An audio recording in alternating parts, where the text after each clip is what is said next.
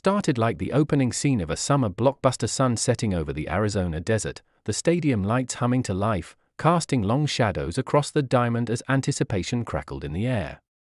This wasn't just another ball game.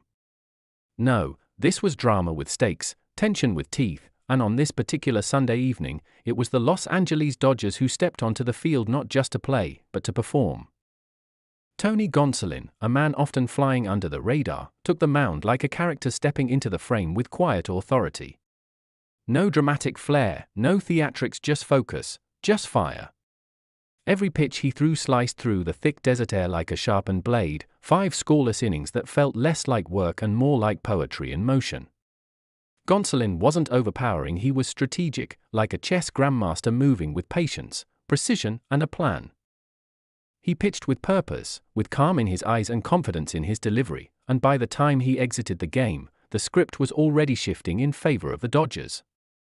But Gonsolin didn't work alone. Every hero needs a co-star, and Freddie Freeman delivered a performance worthy of a standing ovation. It wasn't just that he went for 4, it was how he did it. Each swing was a statement, each hit a moment captured in time, as though the bat itself understood the gravity of what was happening. And then came the home run, a towering blast that didn't just clear the fence, it lifted the energy of the entire team. It soared into the night like a flare shot from a battleship, signaling that the Dodgers had come not just to compete, but to dominate. And just when you thought the script couldn't get tighter, couldn't get cleaner, Mookie Betts stepped into the scene like the returning legend, swinging with that signature swagger, connecting with power that echoed like thunder. His homer was less about the run on the board and more about the warning it carried, that when Betts and Freeman are both locked in, there's little hope for anyone standing in their way. This wasn't a team scratching out a win, they were dismantling a challenge, brick by brick, at bat by at bat. With 18 hits on the night, it wasn't a slugfest, it was an exhibition, a lesson in how to methodically wear down a team, take their breath, and leave them with nothing but the realization that they'd just been outclassed. And in the backdrop of this perfect storm, San Diego's stumble in Colorado painted the full picture, because while the Padres fell, the Dodgers rose, reclaiming the division lead with a sense of inevitability that felt almost cinematic. This is what great teams do, they adapt, they respond, and when the moment calls for it, they rise. But let's rewind just a little. The 4-game series with Arizona wasn't all smooth sailing. The Diamondbacks had taken their shots, made the Dodgers uncomfortable, and proved that they too were hungry. That's what made this final game matter so much, not just to win, but to respond. The Dodgers could have coasted, could have mailed it in after a couple of rough outings, but instead, they showed up with intensity, with grit, with the kind of edge that separates the good from the elite. From the dugout you could sense it. This wasn't just about playing well, it was about making a statement. You could see it in the way players high-fived a little harder, laughed a little louder, and locked in a little deeper. Even when Arizona broke through for a run, it didn't change the story, it just added contrast to the masterpiece the Dodgers were painting. And with every pitch, every swing, every perfectly executed defensive play, that masterpiece came closer to completion. The bullpen followed Gonsolin's lead like a seasoned ensemble cast, each reliever stepping in, playing their role, and preserving the balance of the narrative without skipping a beat. There was rhythm to it, elegance even, and when the final out was recorded, it didn't feel like a celebration, it felt like a resolution. A final chord to a song that had been building all night. Freddie Freeman walked off the field not just as a star of the game, but as a symbol of consistency, of leadership, of what it means to set the tone for an entire roster. Gonsolin's outing may not make the flashy highlight reels, but within the clubhouse, within the heartbeat of this team, it carried weight. And Mookie? He reminded everyone watching why he's one of the most electrifying players in the sport. But perhaps the most impressive thing was that it didn't feel like a one-off, it felt sustainable.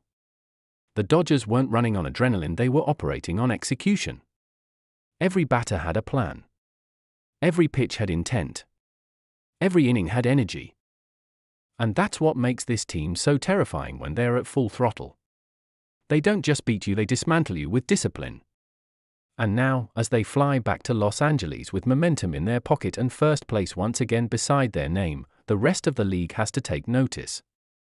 Because this wasn't just a win in the standings, it was a chapter in the story of a team that refuses to be counted out, a team that knows how to respond when it matters most. And as October inches closer, nights like this become more than just memories, they become fuel. Fuel for the grind ahead, for the rivalries that await, for the postseason that looms like a final act waiting to be written. And you better believe the Dodgers have their pens ready. They've written this story before. They know how it ends. And if this game was any indication, they're ready to do it again, scene by scene, pitch by pitch, win by win. Because for this team, it's never just about one night. It's about legacy. And legacy, just like baseball, is built one unforgettable performance at a time. It was a night that felt more like a statement than just another regular season game, a reminder that when the Los Angeles Dodgers click into gear, they're not just playing baseball, they're orchestrating dominance. Picture this: the Arizona desert, the roof closed at Chase Field, fans filing in with a quiet optimism, hoping maybe their Diamondbacks could chip away at the momentum of a division rival. But then came the sound of leather popping in the mitt, of bats cracking with precision, of cleats cutting through the base paths like blades on ice. Tony Gonsolin, not always the flashiest name in the Dodgers rotation but undeniably effective, took the mound like a man on a mission. 5 scoreless innings later, he walked off, having silenced Arizona's lineup with surgical precision, mixing pitches, working corners, and never letting the moment grow too big. Gonsolin didn't just pitch, he dictated. And while the Diamondbacks tried to find a pulse offensively, the Dodgers lineup came alive like a well-rehearsed symphony, led by none other than Freddie Freeman, who turned in a performance that reminded everyone why he's one of the most consistently dangerous hitters in the game.